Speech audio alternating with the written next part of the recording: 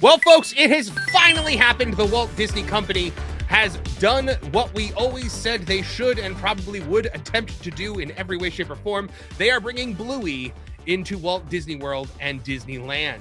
Bluey and Bingo character meet and greets are headed to Walt Disney World in 2026. But in typical modern Disney World fashion, a great thing is happening in the worst possible way. Let's take a look at the story here from thatparkplace.com.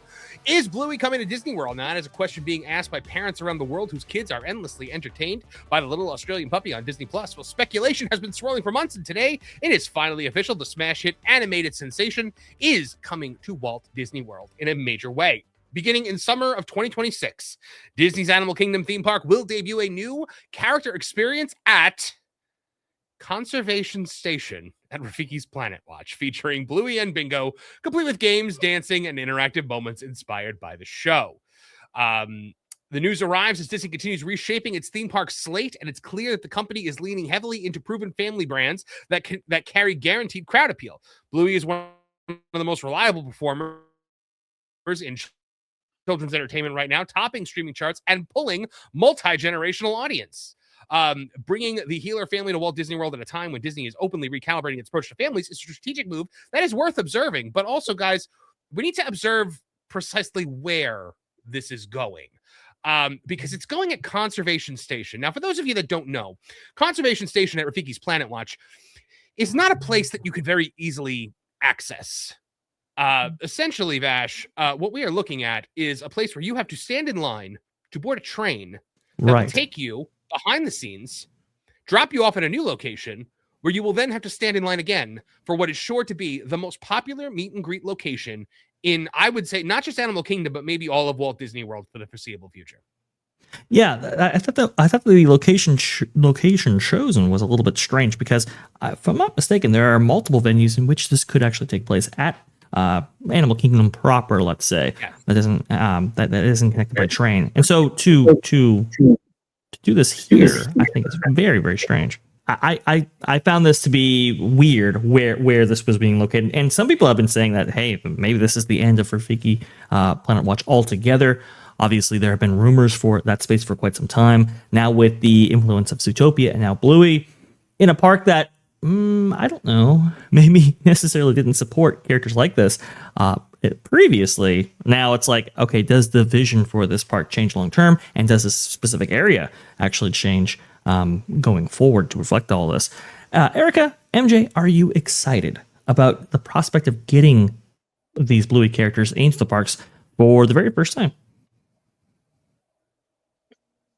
I mean, my kids are grown, but I do have grandchildren. So I think for them, because they're really little, are going to go crazy over this. So for young families with really little ones, it's going to go nuts. Now, that said, my son does have a best friend she just turned 20, and she's crazy for Bluey. She wanted a Bluey birthday this year. So there are adults that are surprisingly really into this Bluey toddler show, which I find interesting. It's so true. Our family loves Bluey. We watched probably all of the episodes already, and my kids will sit and, watch them over and over and over again. But this is like, Bluey has touched the hearts of not just kids, but for adults. Like Erika was just saying, she's 20. She wanted a Bluey birthday. I mean, this is such a well put together show. There's no woke stuff. It's family dynamics, real things that we actually deal with as humans, that, mom is tired. She's working all day. Dad took over. He's cooking. He's putting the kids to sleep. We love all of this. The only issue that I'm going to have with this particularly is the fact that, if you guys don't know, in Animal Kingdom, to get to that center, you have to take a train. And then you have to, there's the petting zoo, there's the animation station in there where you can, learn how to animate a character. There's a lot going on. And I feel like if because this is so popular, they're going to have to figure out, that train. I'm just wondering how many, is this going to be a disaster getting to the conservation center now? Just like Marvin was saying, what are we going to do? I mean, why couldn't they put this somewhere a little bit more accessible? Yeah, so I don't know if you guys have ever tried to get on Rafiki's Planet Watch at a time in which there was a line for that train. Now I have, and it's a nightmare when there's a line because that train does not come quickly. You are standing there for quite some time. So now what you are creating, so you're creating almost a bottleneck now, because much like trying to get to and from the Magic Kingdom, right? Like trying to leave the Magic Kingdom at the end of the day, it becomes such a burden to try and navigate through the transportation systems, right? But now what you've got an issue where everyone, to get to the thing that everyone is going to want to go to at Animal Kingdom, you are going to have to take transportation that is going to have a line, only to get off and then wait in another line. Yeah. So this is going to add a lot of weight, but in a way it's going to, be a people eater, but I think it's going to dampen the guest experience much more than if this was, say, in like the area where like Pocahontas is right now or something like that. Maybe that area wouldn't be large enough, who knows? But I really think that putting this in a place that requires a queue for transportation is a disaster waiting to happen. This is a thing that needed to happen. We're seeing rollouts of Bluey in Disneyland, where Bluey is going to be coming to that theater over there in Disneyland, doing a show, have a whole little area there. They're coming to the cruise line as well. We have known that for a few months, but now bringing it to Walt Disney World, to the flagship theme park, you are going to have a disaster. And also, by the way, this line is going to be crowded with childless, infantile adults who are weeping at the concept of meeting a cartoon dog. Yes. Yeah. That would be my son's friend. It's very, very strange. Oh, go ahead, please. No, if you think about it, they're just like filling in the gaps because they have so much construction going on. This kind of reminds me of the Gentlemen Help Me Out in Epcot during the summer. They had the whole Goofy thing where you go inside and you get to play games with Goofy and do. Oh yeah, the parachute games and stuff like that over in Communicore Hall. Yeah. Yeah, this kind of reminds me of something like that. Like they're just trying to fill in the gaps. They want to give you a meet and greet experience because there's so much that you can't do. And I mean, this is great, but put it somewhere else. Maybe have some other additional offerings to go with it. It's going to be a disaster. And forget the adults getting on the train. What about all the screaming babies and the people that have to wait? Oh my God, I can't even fathom that. Now, Vash, one thing I wanted to ask you, do you ever remember a situation, because we don't know yet if Disney has maybe purchased some kind of stake in Bluey, but for as far as I know, this is just a licensed property. Do you ever remember them integrating a licensed non-Disney property to such an extent as to have a character meet and greet for it? I mean, back in the early days of like Disney's Hollywood Studios, right? You'd have maybe licensed characters in which you'd have like Teenage Mutant Ninja Turtles and so forth there. But that was back in like the 80s and 90s, in which they were developing IP because they didn't have that much to offer themselves. That was kind of before the Renaissance era got kicked off and so forth. And so we saw some very weird character integrations then. Here is very, very interesting because I think we should set up for the audience that Bluey is the #1 show on Disney Plus, has been for basically the entire lifespan of Disney Plus, which is very, very ironic. Close. It's not close at all.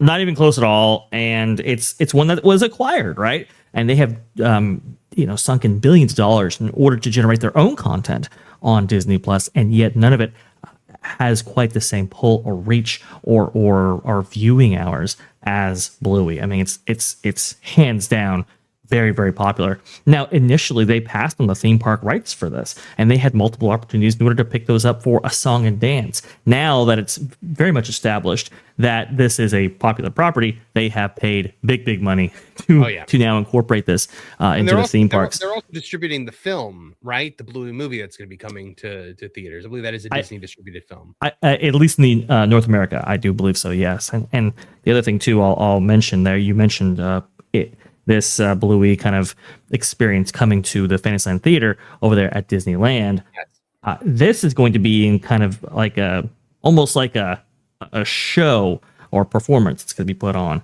It's going to be slightly different than what may be on offer at Animal Kingdom. I thought that was very interesting as well. This is a venue that's been long dormant for a very long time. I would say a few months after the parks reopened, April 30th, 2021. So a lot of people have been waiting for something to be incorporated into this space. to have it be Bluey, I don't know if it's the absolute best use of this space, but that's exactly what we're getting right there. So Where do you the think, way where do they're you think doing they put this, them, by the way, Vash? Or never mind. I realize you're talking about the Disneyland thing here. Go ahead. Sorry.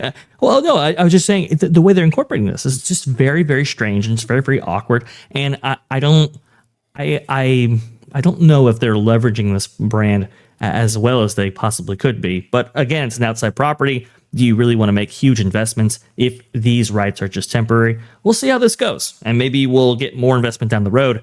But Rafiki Planet Watch, I don't know. It wouldn't have been my first choice. Thinking about the way Rafiki's Planet Watch is laid out, they have had meet and greets there before. I've seen Jiminy Cricket there. I've seen Rafiki there.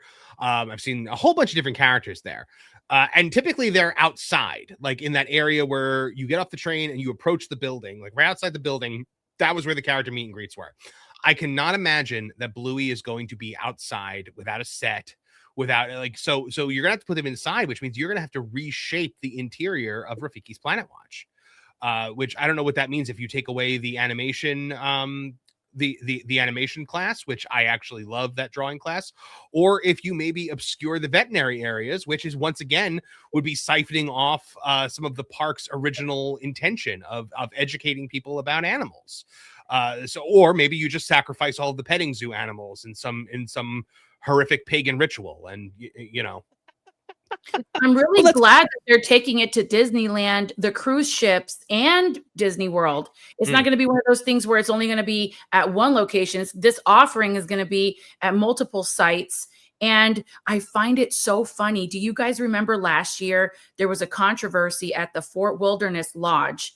They tried doing a Bluey hide and seek map. It was like a game of some kind, and then they had to pull it off the shelf because they didn't have the rights to be able to use that character or that license or whatever it was. And now, I mean, I just think it's crazy, the controversy, but at least they fixed everything, and now we can actually go meet these characters, which is great. Yeah. But what choice have they had, really, when you've got Epic Universe down the street, and they're desperate to compete with what Universal's bringing to the table in terms of IPs?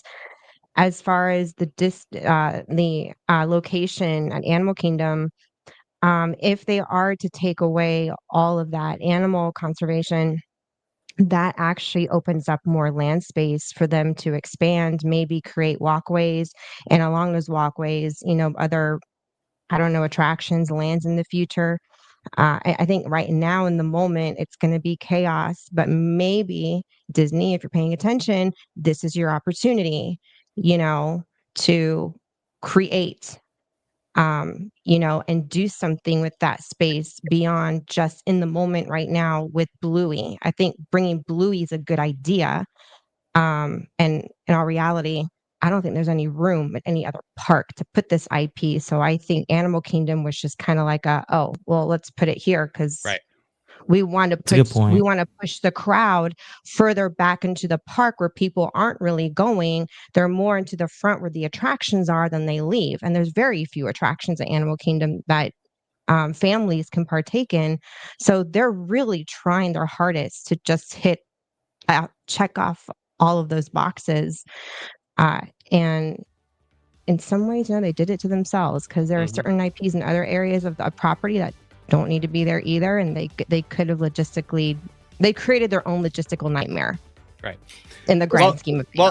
Well, guys, we can honestly say Disney is trying to lean back into to turn Epcot into a family park again, but location, as is such an important thing. We will find out if this experiment of Bluey will go kablooey. Thanks for watching That Park Plays News. For more information, consider checking out www.thatparkplace.com. And don't forget to subscribe, share, like, and send this out on your favorite social media accounts.